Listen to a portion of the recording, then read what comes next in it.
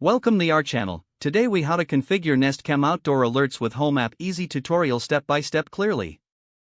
Open the Home app on your smartphone or tablet. Make sure you are logged into your Google account. Locate the Nest Cam Outdoor device in the Home app. Tap on the device to access its settings. Find and select the Alerts option. Here, you will see options for motion and sound alerts. Enable motion alerts by tapping the toggle switch next to it. Adjust the sensitivity of motion alerts if desired. Next, enable sound alerts by tapping the corresponding toggle switch. You can also choose to set specific zones for motion detection. To do this, select the Activity Zones option. Draw a custom zone on the camera's live view.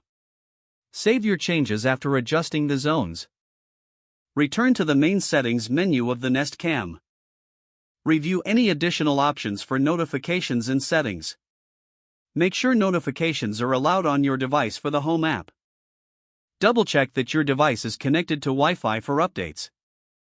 Finally, exit the settings and monitor the camera's alerts from the Home app. You're now set to receive alerts from your Nest Cam Outdoor. If the page does not load, refresh the browser or try again in a private or incognito window. Make sure you are using the correct email address, then retype it carefully to avoid small typos. If your password is not accepted, use the reset option and create a new strong password you can remember. Check your spam folder for verification or security emails, then complete any requested confirmation steps.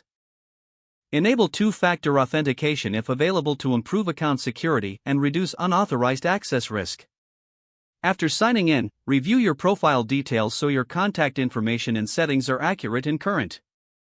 If you see an error message, note it down and try again after restarting your device and internet connection. Log out when you finish, especially on shared devices, to keep your account and payment information secure. If the page does not load, refresh the browser or try again in a private or incognito window. Don't forget to like this video and subscribe to our channel for more step-by-step tech guides.